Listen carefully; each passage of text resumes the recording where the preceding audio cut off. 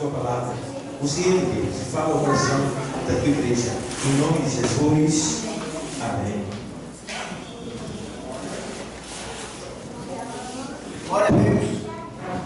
Salve a igreja com a paz do Senhor. Amém. Glória. Eu pedi a Matheus, Silvio de Londres, para abrir a nossa Bíblia, o livro de Atos dos Apóstolos, as atitudes tomadas pelos apóstolos de Jesus Cristo, o capítulo de número 10 e o verso de número 38. Aleluia. Aleluia.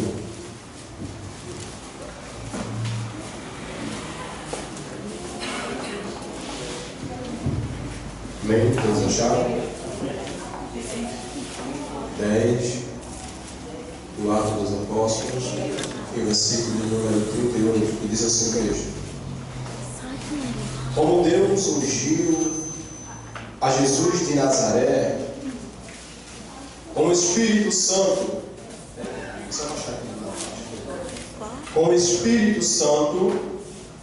e com virtude, o qual andou fazendo o bem e curando a todos os oprimidos do diabo, porque Deus era com ele. Obrigado, Pai, por essa palavra. Poder citar o nome de Jesus. Amados irmãos, eu confesso que eu estou aqui um pouco me tremendo, pois não é fácil, né? Chegar aqui na frente. O negócio é estreito, mas quando a gente se prepara, Jesus ele toma frente. Só dá tremedeira no começo, né? Porque o sistema fica nervoso. Então, nesta noite, eu queria tratar um pouco sobre as obras de Jesus Cristo, né? Jesus Cristo, ele andou fazendo na terra. Então, nós sabemos que Jesus Cristo, ele fez muitos milagres, né?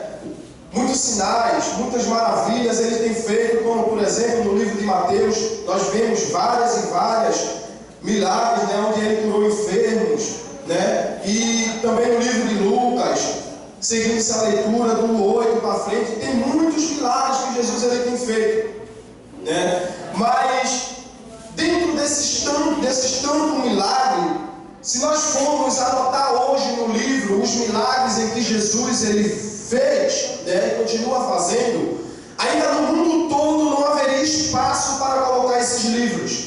Como assim, Rodrigo? O mundo é grande, tem bilhões de pessoas.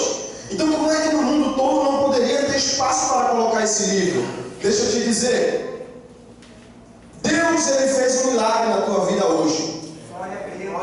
Sabe por quê? Ele te deu a oportunidade de estar aqui hoje. Deus ele fez um milagre na tua vida ontem. Deus ele fez um milagre na tua vida ontem. Deus ele fez um milagre na tua vida antes de ontem. Então deixa eu te dizer uma coisa. Se tu fosse botar no livro, não haveria folha suficiente para escrever o que Deus tem feito na tua vida. Lembra daqueles momentos difíceis que tu apertava o teu coração? Naquelas situações que você achava que não iria conseguir, mas Deus ele estava lá dizendo: eu sou um milagre na tua vida, eu sou um milagre na tua família. Então dentro do mundo todo começa a contar bilhões e bilhões e bilhões de pessoas escrevendo milagres, aonde iria aparecer tantos papéis para escrever esses milagres. Sabe o que quer dizer isso? Jesus ele subiu ao céu, mas até hoje ele continua operando milagres. Até hoje ele continua salvando. Até hoje ele continua libertando. Até hoje ele continua sarando. Até hoje ele continua fazendo o impossível na vida do homem. Então tudo isso é motivo de agradecimento, é motivo de nós olhar e dizer que realmente foi um milagre de Deus. Muita gente diz que é sorte, né? Mas não existe sorte. A única coisa que existe é Deus. Louvado seja Deus. Então, nós queremos tratar ainda sobre uma das obras que aconteceu, né, há milhões de anos atrás. E essa obra, ela até hoje ainda é lembrada. Porque foi por essa obra em que Jesus fez que eu e você estamos aqui. aqui. Foi por essa obra que Jesus fez, né? Que através dessa obra as vidas vão sendo transformadas. E que obra é essa, irmão? A morte de Jesus Cristo. Foi por mim, foi por você, foi por sua família, foi pela tua alegria que Ele morreu. Então a morte de Jesus Cristo, ela vem sendo um tema central de eternidade, a eternidade desde a eternidade antes da fundação do mundo, né? A morte de Jesus Cristo, ela era já um tema central do céu. Como assim um tema central do céu? Deus, que na sua onisciência, né, Ele previu a queda do homem, Adão, lá no jardim do Éden, e as suas tristes consequências. Então, desde já, Deus, vendo que o homem não iria cumprir a sua missão por falta da sua desobediência, Deus, Ele determinou no seu grande amor dar o seu Filho unigênito em sacrifício pelo pecado do povo. Lembra o que aqui diz lá no livro de João 13,16? Porque Deus amou o mundo de tal maneira que deu o seu Filho unigênito, ou seja, o único filho que Ele tinha. Mesmo sabendo que Ele iria lhe fazer uma criatura que não iria lhe obedecer, mas Ele ainda continuou investindo nesse plano. Porque Ele sabia que o homem ia cair. Ele sabia que o homem, pelos seus atos errôneos, não iria conseguir acertar o alvo. Mas Ele disse: eu comecei, eu vou terminar. E ali agora Ele previu essa queda do homem, e agora envia o seu Filho único e unigênito, que é gerado por Deus, para salvar a humanidade. Lá no livro de João, capítulo 15, versículo de número 13, ele diz: ninguém tem maior amor do que esse, de dar pelos seus amigos a sua própria vida. Você sabe o que quer dizer isso? Vou dar um exemplo aqui. Se acontecer aqui, Deus o livre, um tiroteio, quem vai ser o primeiro a correr aqui vai ser eu. Sim ou não? Você não vai correr não? Ou você vai se jogar na minha frente, para lá bater em mim? Ou na frente do pastor? Vai se deitar no chão, né, mulher? Cada um vai escolher uma opção para se livrar desse momento terrível. Jesus, Ele fez diferente. Como aquela chicotada ia pegar em nossas costas.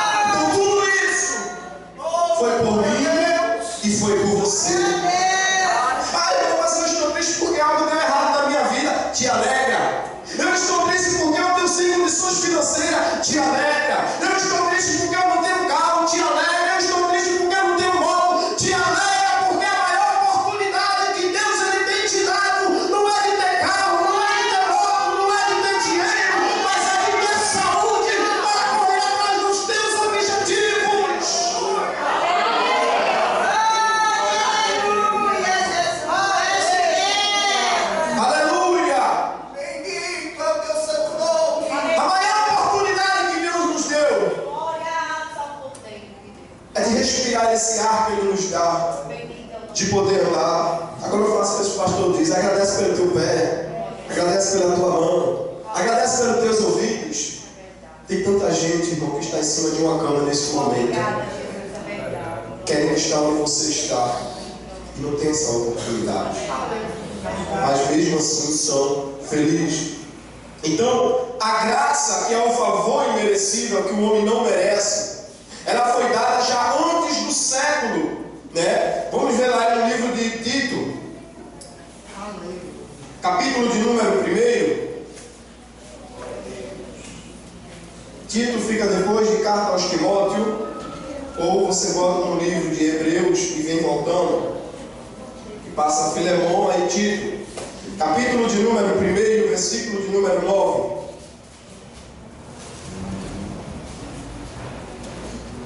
Que diz assim o texto: retendo firme a fiel palavra, que é conforme a doutrina, para que seja poderoso, tantos para os admoestar, como a sã doutrina, né? Para convencer os contradizentes. Ou seja, nem todo mundo é a favor a morte de Cristo. Nem todos que estão na terra, nem todos em que Jesus deu a sua vida por eles, acreditam nesse sacrifício. Mas você que está aqui nesta noite, Deus está te alertando. Segura firme essa palavra. Louvado seja Deus. Não deixe se levar por pensamentos contrários. Bendito seja o nome do Senhor. Então também no presente momento, milhões de salvos no mundo inteiro estão louvando a Deus pelo Cordeiro que deu a sua vida por eles. O que quer dizer isso? Nós estamos aqui neste momento, mas daqui a pouco o culto vai encerrar, sim ou não? Ou você quer passar a noite fazendo vigília? Né? E no mundo inteiro, principalmente em lugares onde a palavra de Deus ela não pode ser apregoada, os cultos começam de 1h da manhã e vai até 5 horas, né? E daí por diante as pessoas não se congregam mais em igreja como essa, né? Você tem o privilégio de buscar a Deus e de andar como Deus nos ordena neste momento, enquanto nós temos a liberdade de expressão. Mas existe cristão no mundo inteiro. Vou dar uns exemplos aqui, como no Japão, em outros lugares, em outros países, onde missionários são presos, né? Eles não têm essa oportunidade. Então o que é que eles fazem? Para eles não ser pegos, eles cultuam à noite em cemitérios, em cavernas, por dentro dos matos, né? E ali eles não deixam de cultuar. E muitas vezes nós temos essa oportunidade de estar nesse lugar aconchegante, com ar-condicionado, com cadeira, com aguinha gelada, né? E a gente abandona esse lugar. A gente se desfaz desse lugar. A gente troca esse lugar por uma televisão. A gente troca esse lugar pelo WhatsApp, pelo Face, esquecendo que Deus está vendo tudo isso. Esquecendo que Deus ele está olhando, nos contemplando. Porque enquanto os outros do outro lado do mundo não têm esse privilégio, a gente tem e não faz. Jesus ele nos deu essa oportunidade de servir a Ele. Você sabe o preço que um cristão paga em andar trajado como um crente nos países afora? Veja lá, bote lá no YouTube o Ministério de Portas Abertas, cristãos dando testemunho deles. Teve uma mulher que ela foi pega, né? Que disseram que ela estava pregando a palavra de Deus e ali os homens invadiram a sua casa, quebraram tudo, reviraram tudo para ver se achava a Bíblia e não acharam. E aí começaram a bater nela até ela entregar onde estava a Bíblia. E ela disse: a Bíblia está na minha mente. E ali aqueles homens agora com tacos, com beisebol, né? Começou a lhe machucar bastante na cabeça até ela esquecer. E ela não esqueceu. Primeiro ela no container, de dia era sol quente, de noite era frio. Ela passou 36 meses nesse container. Esqueceu até o dia que nasceu, mas não esqueceu da palavra de Deus. Você é perfeito para guardar a palavra de Deus. Então a Bíblia, ela revela que também no futuro, através de toda a eternidade, os remidos louvarão ao Senhor, que derramou o seu sangue por eles. Veja lá em Apocalipse 5, Evangelho de Apocalipse, capítulo de número 5 e o versículo de número 10, a seguir-se a leitura. que diz assim o texto: e para nosso Deus o fizeste reis e sacerdote. O apóstolo João falando que Jesus, ele veio à terra e nos fez reis e sacerdote para Deus, né? Então ele diz: e para o nosso Deus os fizeste reis e sacerdote, e eles reinarão sobre a terra. E olhei, moça, e vi e ouvi a voz de muitos anjos ao redor do mundo, e com os animais e dos anciões, e era o número deles, milhões de milhares de milhares, ou seja, não tem um número exato. São muita gente, são muito povo que irão adorar ao Senhor naquele tempo, e que com grande voz diziam: digno é o Cordeiro que foi morto de receber o poder, e riqueza, e sabedoria, e força, e honra, e glória, e ação de graça. Então quem é digno de tudo isso? Jesus. É Jesus. O tema da nossa vida é Jesus. Porque se Ele não fizesse aquele sacrifício na cruz do Calvário, o que seria de mim? O que seria de você hoje? O que seria da humanidade se não houvesse aquele sacrifício?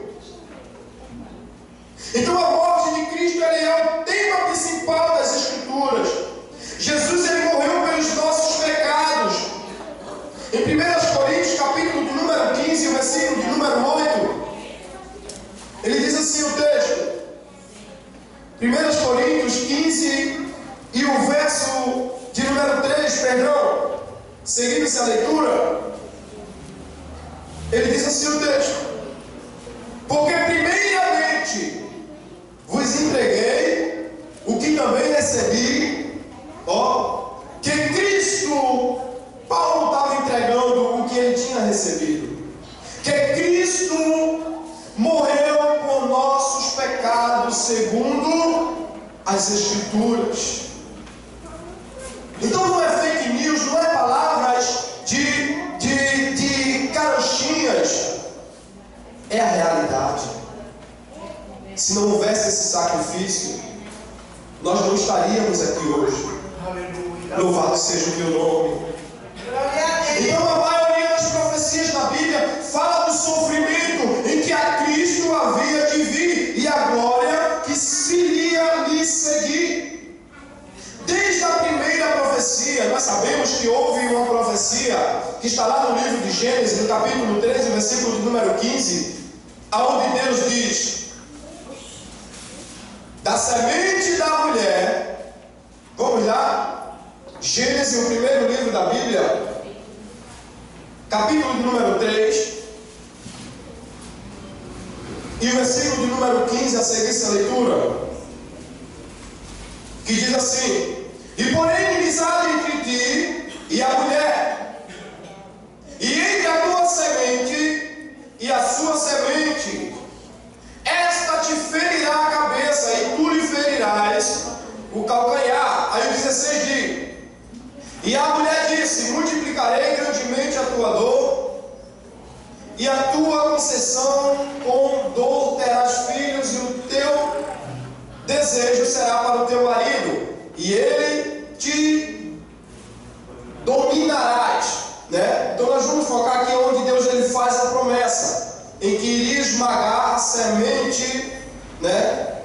E queria pôr inimizade entre a semente de Deus e a semente plantada por Satanás. Então, desde essa profecia até a profecia de João Batista, que está no livro, que está escrita no livro de João, no capítulo de número 1, no versículo de número 29, nós vemos que Jesus, ele é o centro de toda a profecia, né? Então, através dessa profecia, podemos conhecer muitos detalhes sobre a morte de Cristo, da morte de Jesus, antes de Jesus vir ao mundo. já poderia se escrever um livro da história dele. Como assim um livro? Porque já estava profetizado, Deus já havia revelado o que iria acontecer. Veja lá, por exemplo, o livro de Zacarias. O livro do profeta Zacarias, capítulo de número 9, e o versículo de número 9.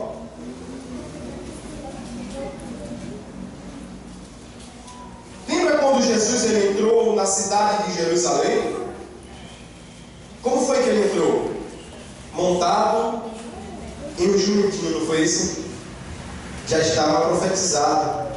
Vê lá o 9 de Zacarias, que diz assim: alegra-te muito, ó filha de Sião, exalta, ó filha de Jerusalém, eis que o teu rei, ó, quem é o rei que Zacarias está falando? Jesus, virá a ti, justo e salvador, pobre e montado sobre o quê? Sobre um jumentinho. Olha a vida de Jesus já sendo revelada antes de ele vir ao mundo. Essa profecia ela se cumpriu em Mateus 21, do 1 ao 6.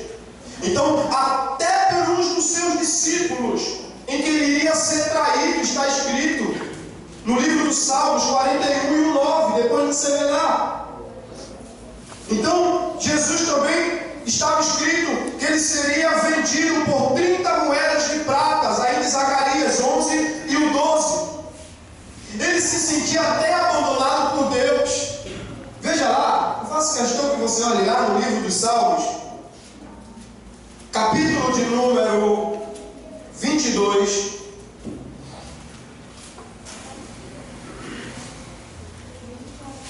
E o primeiro, só a parte A.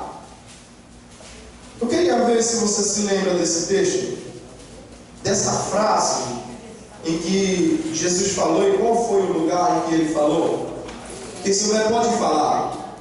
Em que Jesus disse assim, ó, aqui é o salmista Davi falando, Salmos 22 e o primeiro, só a parte A.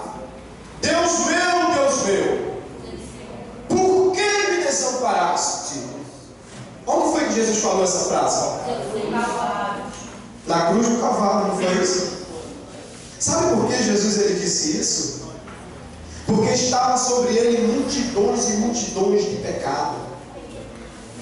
Até da futura geração em que vai descer, em que vai vir ao mundo, ele já pagou esse pecado. Naquele momento em que Jesus ele é pendurado naquela cruz, milhões e milhões de pessoas no mundo inteiro com seus pecados é arrebatado por Jesus. E aí quando aquela cruz é levantada, que Jesus ele é pendurado, Deus automaticamente se afasta daquele corpo, se afasta de Jesus, porque Deus ele não habita onde tem pecado. E naquele momento Jesus ele sentiu a dor em que era para nós sentir. Ele sentiu a dor do pecado.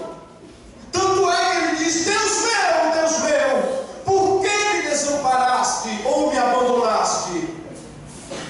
Foi por mim e foi por você que Jesus passou por esse momento tão difícil. Sabe daquele momento em que você se sente abandonado por todos? Naquele momento em que você se sente oprimido, angustiado? Foi isso que Jesus estava sentindo. Foi isso que ele estava passando naquele momento.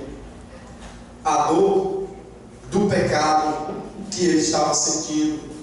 Então as Escrituras nos mostram que a morte de Jesus, ela desfaz as doutrinas também erradas que estão pregando por aí.